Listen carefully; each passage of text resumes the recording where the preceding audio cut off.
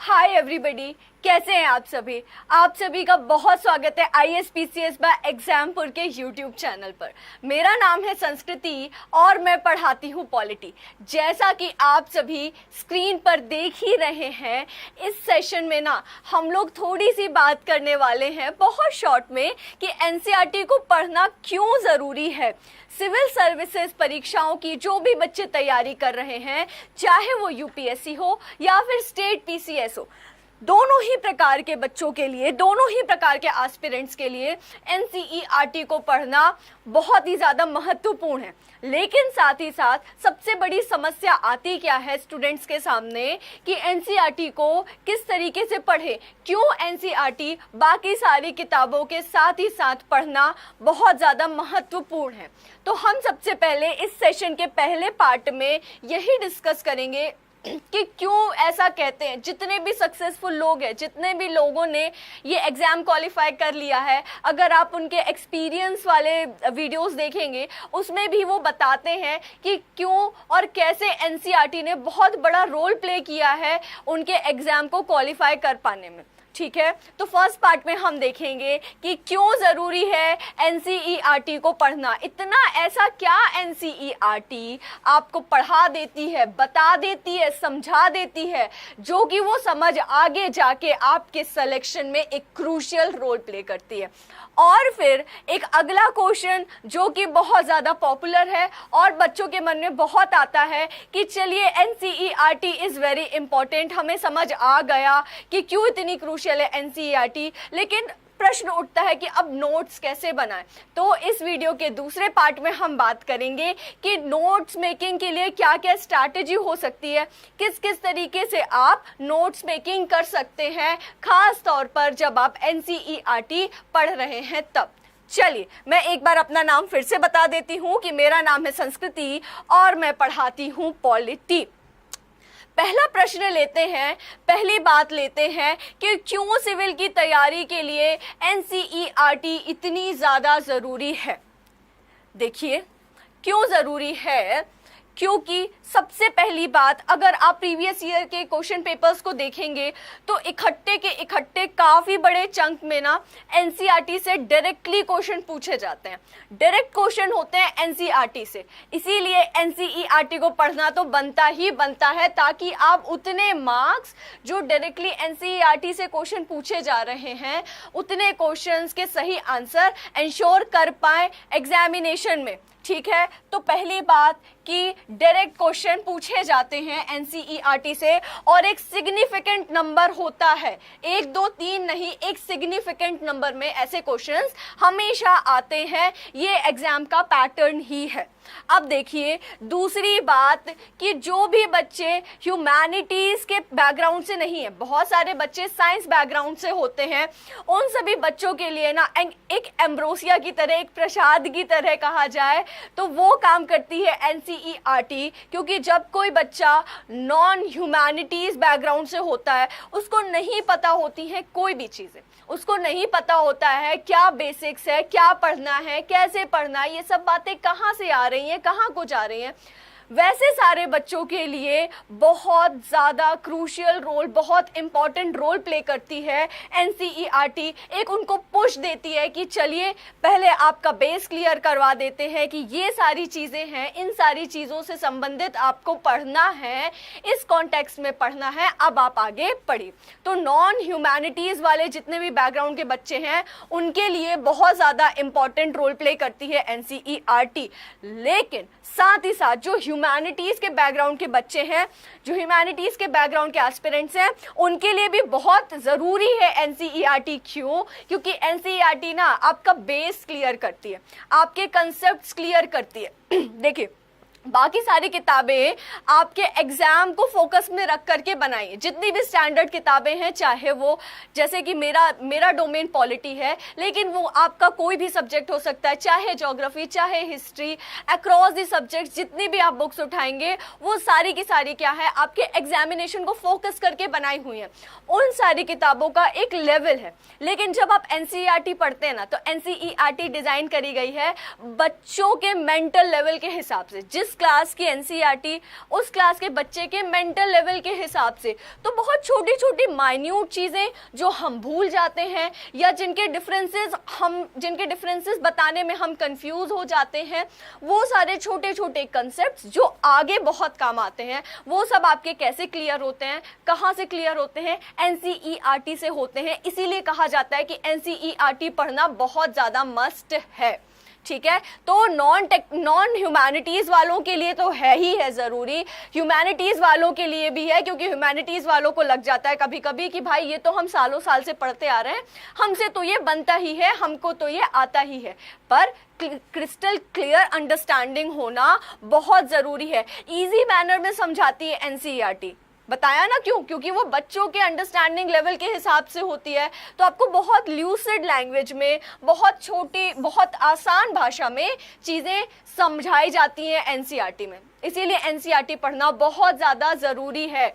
ठीक है, आप जितना ज़्यादा चीज़ों को कॉम्प्लिकेट करोगे आपके लिए उतनी ही समस्या हो जाएगी। आप कॉम्प्लिकेटेड किताब तो पढ़ लोगे, लेकिन जब समझने की बात आती है तो हमेशा छोटी छोटी आसान चीज़ों में, आसान भाषा में ही बातें समझ आती हैं। वहाँ वो समझ, वो अंडरस्टैंडिंग क्रिएट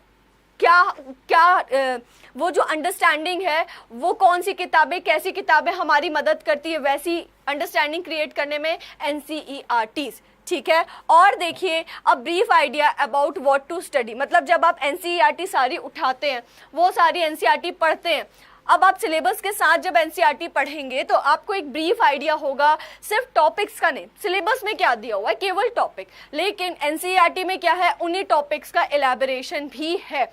तो एक ब्रीफ में आइडिया लगता है, होलिस्टिक आइडिया लगता है कि ये टॉपिक्स है, ये टॉपिक्स इन चीज़ों के बारे में बात कर रहे हैं। इसीलिए एनसीईआरटी क्यों ज़रूरी है? क्योंकि वो हमें एक ब्रीफ आइडिया भी देती है कि कहाँ कहाँ, किन किन मुद्दों पे, किन किन एरिया में कितनी दूर तक जा करके पढ़ना है, किन किन टॉपिक्स को पढ़ना है और किन किन चीज़ों को नहीं पढ़ना है, जो कि इररेलेवेंट है हमारे एग्जामिनेशन के पॉइंट ऑफ व्यू से। ठीक है, चलिए अब इस वीडियो के नेक्स्ट पार्ट में चलते हैं कि नोट्स कैसे बनाया जाए। नोट्स कैसे बनाया जाए, आइडियल तरीका क्या है नोट्स मेकिंग का। तो देखिए बहुत सारे लोग अलग अलग बातें बोलेंगे, पर मैं अपना एक्सपीरियंस भी यहाँ पे ऐड करूँगी कि अलग अलग सब्जेक्ट के लिए आप अलग अलग तरीके से नोट्स बना सकते हैं। अलग अलग टॉपिक के लिए भी आपके नोट मेकिंग का नेचर एकदम अलग हो सकता है। कैसे हो सकता है? आप कुछ चीज़ें फ्लो चार्ट्स में बना सकते हैं, पर कुछ चीज़ें आप बुलेट्स में लिखेंगे। ठीक है, जैसे डेफिनेशंस वगैरह है, वो फ्लो चार्ट में कैसे बनाएंगे? वो तो आपको बुलेट्स में ही लिखनी होगी, है ना। फिर क्या होगा, एक ये मैं मेथड बताऊंगी कि राइट इन मार्जिन्स। ठीक है, बुक्स में अगर आप नोट्स बना रहे हैं, अंडरलाइन वगैरह कर रहे हैं, तो मार्जिन्स का कैसे यूटिलाइजेशन करना है आगे हम पिक्चर्स के थ्रू भी समझेंगे। और क्या, हिस्ट्री पढ़ रहे हैं या पॉलिटी में डेट्स पढ़ रहे हैं, इंटरनेशनल रिलेशंस पढ़ रहे हैं, वर्ल्ड हिस्ट्री कुछ भी पढ़ रहे हैं जहाँ पे डेट्स वगैरह हैं, जहाँ पे टाइमलाइन की जरूरत है, एकदम एक टाइमलाइन बनाए, एकदम बनाए, हॉरिजॉन्टल बनाए चाहे वर्टिकल बनाए, टाइमलाइन बना करके पढ़ें, बहुत आसान हो जाता है। छोटू से नोट्स बना लें यहाँ पे और डेट्स लिख लें, आपका काम एक जगह पे खत्म। और क्या, अंडरलाइन करने का तो भाई है ही, ये तो एक तरीका है ही नोट्स मेकिंग का। और learn to draw rough maps and diagrams, ये चीज़ बहुत मस्ट है कि आप रफ डायग्राम, मतलब एक हल्का सा स्ट्रक्चर आ जाए, चाहे वो इंडिया का मैप हो, चाहे वर्ल्ड में भी कॉन्टिनेंट्स वगैरह हो, और डायग्राम्स के थ्रू भी आप नोट्स बना सकते हैं, डायग्राम्स को यूज़ कर सकते हैं। पिक्टोरियल जो कहलाता है, पिक्टोरियल डिपिक्शन, मतलब पिक्चर्स के थ्रू। अब देखिए, सबसे पहले ये मेरी ही हैंडराइटिंग है, यहाँ पे फ्लो चार्ट बना हुआ है। फ्लो चार्ट के तहत मैंने नोट्स बनाए हैं, जिसमें कि मार्जिनलाइजेशन एक टॉपिक था। ठीक है, मार्जिनलाइजेशन एक टॉपिक था, उसमें मार्जिनलाइजेशन किन किन बेसिस पे होता है, क्या क्या रीज़न दिए जाते हैं, वो सारे रीजंस ऐसे छोटे छोटे से लिख रखे एक फ्लो चार्ट के माध्यम से। साइड में लिख रखा है कि किन किन एस्पेक्ट में मार्जिनलाइजेशन होता है, इकोनॉमिक में होता है, सोशल में होता है, कल्चरल में होता है, पॉलिटिकल में होता है। उसी पेज में एक तरफ लिखा हुआ है कि चलिए मार्जिनलाइजेशन के ये रीजंस हैं, ये बातें बोली जाती हैं और फिर लोगों को क्या किया जाता है, उनका हाशियाकरण, उनको हाशिए पे रख दिया जाता है, उनका एक्सक्लूजन कर दिया जाता है। पर उन सारी चीजों से लोगों पे क्या इम्पैक्ट पड़ते हैं ये देखिए, यहाँ पे बन रखा है नोट, छोटा छोटा सा लिख रखा है कि जब किसी को मार्जिनलाइज किया जाता है तो उसे रिसोर्स का एक्सेस नहीं मिलता। एक्स का मतलब नो है वो, ठीक है, और उनका एक्सक्लूजन होता है। और क्या होता है, inability to assert to their rights, disadvantages and powerlessness. इस तरीके से आप एक ही पेज में कई सारी चीजें लिख सकते हैं, फ्लो चार्ट के थ्रू नोट्स बना सकते हैं। चलिए नेक्स्ट देखते हैं। अब कई बार समस्या आती है कि भाई बहुत ज़्यादा लिखना है, थोड़ा लिख करके ही पढ़ना है, वहाँ पे आप बुलेट्स और वहाँ पे वर्ड्स का यूज़ कर सकते हैं, लेकिन कोशिश करिए कि आपकी हैंडराइटिंग आपको हमेशा समझ आए। किसी और को आए ना आए कोई दिक्कत नहीं है, आपको हमेशा आपकी हैंडराइटिंग समझ आनी चाहिए। छोटा छोटा से जगह पे एरोज बना करके या फिर बुलेट्स बना करके भी आप चीज़ें लिख सकते हैं, अंडरलाइन भी कर सकते हैं। इस तरीके से भी आप नोट्स बना सकते हैं जहां पे आपको डिटेल नोट्स बनाने की जरूरत है, डेफिनेशन वगैरह लिखने की जरूरत है। अब एक तरीका, ये मेरा अपना तरीका है, ये बुक का हिस्सा था, कॉपीराइट के कारण इसे ब्लर किया गया है। यहाँ पे मैंने स्टिकी नोट्स लगाए हैं। मैं पढ़ रही थी महात्मा गांधी के बारे में, ठीक है, उनके कंसेप्ट्स के बारे में। इस स्टिकी नोट में क्या किया है, छोटे छोटे से केवल कंसेप्ट लिख लिए हैं, बातें लिख ली हैं कि महात्मा गांधी ने किन किन चीजों पे एम्फेसिस दिया है, किन किन चीजों की बात करी है। तो आप ऐसे छोटे छोटे से एकदम शॉर्ट नोट्स भी बना सकते हैं, ठीक है ना, शॉर्ट नोट्स भी बना सकते हैं जिसमें कि इतनी सी जगह पे आप लिख लीजिए कि ओवरऑल इस टॉपिक में किन किन मेजर सब टॉपिक्स की बात हुई है। अब यहाँ पे अगर आपको थोड़ा बड़ा दिख रहा होगा, यहाँ पे मार्जिन थी, एक्चुअली ये ब्लर हो गया है, यहाँ पे मार्जिन थी इस किताब की, ठीक है, और यहाँ पे भी मैंने मार्जिन का यूटिलाइजेशन करते हुए नोट्स बनाए। तो आप भी अपनी किताबों में मार्जिन्स पे कुछ डेट्स हैं, कुछ फैक्ट्स हैं, कुछ ऐसी बातें जो आपको लगती है कि इंपॉर्टेंट है, करंट अफेयर है, वो सब उस मार्जिन पे लिख सकते हैं कि जब दोबारा आप किताब खोलें तो आपके जो किताब में कंटेंट दिया हुआ है उसके रिवीजन के साथ आपका करंट अफेयर भी रिवाइज हो, और बाकी जो एक्स्ट्रा आपने पढ़ा है और बाकी की जो extra collected information which are relevant to your examination है वो भी रिवाइज हो जाए। तो मार्जिन्स में भी नोट्स बना लिया करिए, ठीक है। और देखिए एक तरीका जो कि मैं टाइमलाइन के लिए बोल रही थी, टाइमलाइन के लिए आप क्या कर सकते हैं, अगर आप डेट्स वगैरह पढ़ रहे हैं तो या तो ऐसे एक टाइमलाइन बना लीजिए, यहाँ पे सारी की सारी डेट लिख लीजिए, या फिर आप वर्टिकल भी बना सकते हैं, यहाँ पे सारी डेट्स लिख लीजिए उस सारे इवेंट की। जैसे कि इस नोट मेकिंग में इंडिया की फॉरेन पॉलिसी 1947 से लेकर के कहाँ तक है, 2000 तक में कितने इंपॉर्टेंट इवेंट हुए हैं, सारे के सारे डेट वाइज लिख रखे हैं।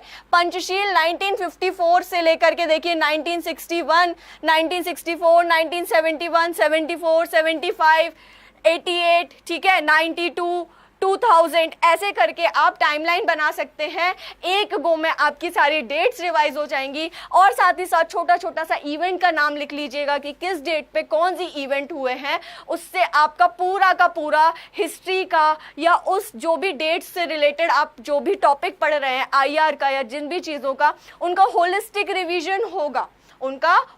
रिवीजन होगा। कंसाइज मैनर में हमेशा क्या करिए, नोट्स बनाइए। एक रूल होता है, 1/10 रूल होता है। मैं पहली इंसान नहीं हूं जो ये वीडियो बना रही है, बट ठीक है, कि जितना आपने पढ़ा है उसका क्या करें, 1% लें, सबसे कम लें, ठीक है ना, आया समझ में।